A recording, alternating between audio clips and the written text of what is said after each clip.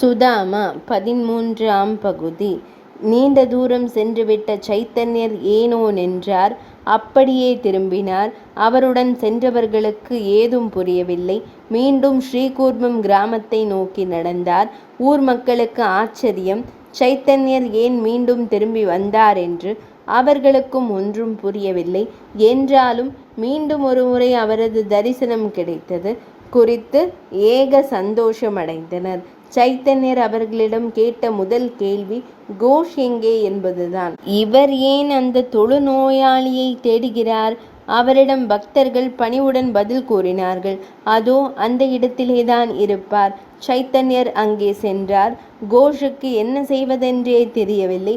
காண்பது கனவா நனவா? சைத்தன்ய மகாபிரபு நீண்ட நெடுந்தூரம் சென்று விட்டார்கள் என்றார்களே, அவர் இங்கே மீண்டும் எப்படி? அவர் பரவசத்தில் நின்றார். எல்லோரும் கூட்டத்தோடு கூட்டமாக நின்று அவரை தரிசித்தனர். எனக்கோ அவர் தனித்து காட்சியளிக்கிறார்.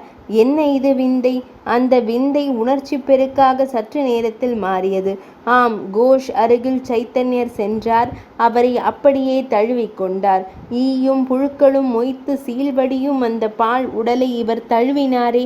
ஐயோ, மகாபிரபுவிற்கு இந்த கொடிய நோய் தொற்றிக்கொள்ளுமே என்று கோஷ் பரபரத்தார். ஆனால் சைத்தன்யர் அவரை நீண்ட நேரம் ஆலிங்கனம் செய்து அவருடன் உரையாடினார். இதுதான் நிஜமான பக்திக்கு கிடைத்த மரியாதை. இதே நிலைதான் இப்போது குசேலருக்கு. காசை புறக்கணித்த பகவான் கந்தலை அணைத்து கொண்டிருக்கிறார். கிருஷ்ணர் அவரை இல்லத்திற்குள் அழைத்து சென்றார். சுதாமா, நீ வந்ததால் எங்கள் இல்லம் பாக்கியம் செய்ததாக மாறியது. நான் அனுஷ்டித்த தர்மங்களுக்கு பலன் இன்றுதான் கிடைத்தது என்று புகழாரம் சூட்டினார். அவரை ஒரு ஆசனத்தில் இருத்தி அவரது பாதத்தை அலம்பினார். தீர்த்தத்தை தலையில் தெளித்து கொண்டார். பாமா, ருக்மிணி உள்ளிட்ட தேவியர் அவரிடம் ஆசி பெற்றனர். பின்னர் அவரை புனித நீராடச் செய்து சூரிய ஒளியையும் மிஞ்சும் வகையில் மின்னும் பட்டாடை ஒன்றை அணிவிக்க கொடுத்தனர். பளிச்சென மின்னிய குச்சேலரின் உடலில் கண்ணபிரான் சந்தனமும் கஸ்தூரியும் கலந்த கலவையை பூசினார். புத்தம்புது மலர்களால் தொடுத்த மாலையை அணிவித்தார். சுகபிரம முனிவர் பரீட்சித்த அரசனுக்கு இந்த கட்டத்தை கூறிக்கொண்டிருந்த போது அரசர் அப்படியே கண்மூடி அமர்ந்திருந்தார். அவனது எண்ணம் இப்போது மரணத்தில் இல்லை. இன்னும் 2-3 நாளில் இறந்து போவோமே என்ற பயம் சிறிதும் இல்லை. குச்சேலருக்கு எப்படி இந்த உபச்சாரத்தை எல்லாம் கண்ணன் செய்தானோ அதை நமக்கும் செய்வானா என்று கற்பனை செய்து பார்த்தார். ஆம், இறை நினைவில் திளைத்து கிடப்பவனுக்கு இறப்பை பற்றிய பயம் எப்படி எழும்? சுகபிரம்மர் கதையை தொடர்ந்தார். கேட்பாய் பரீட்சித்து. இன்னும் பல உபச்சாரங்கள் குச்சேலருக்கு நடந்தன. குச்சேலரை இருக்கையில் அமர்த்தி அவருக்கு தூபம் காட்டினார் பகவான் கிருஷ்ணர். அடுத்து நெய்தீப ஆராதனை செய்தார். பின்னர் ஹாரத்தி பாத்திரத்தை எடுத்து சுற்றினார். தேவர்கள் பார்க்கடலை கடைந்த போது கிடைத்த அமிர்தத்தின் சுவை எப்படி இருந்ததோ அதையும் மிஞ்சும் சுவையை உடைய உணவை அளித்தார். உண்டு முடியும் வரை அருகிலிருந்து உபசரித்தார். அதோடு விட்டாரா பகவான்? சாப்பிட்டு முடித்ததும் அவரது கைகளை அலம்பி விட்டதோடு வாயையும் துடைத்து விட்டாராம். அந்த மகானுபாவருக்கு நினைத்து பார்க்க முடியாத குடிப்பினை குச்சேலருக்கு. என்ன நடக்கிறது என்றே அவருக்கு புரியவில்லை.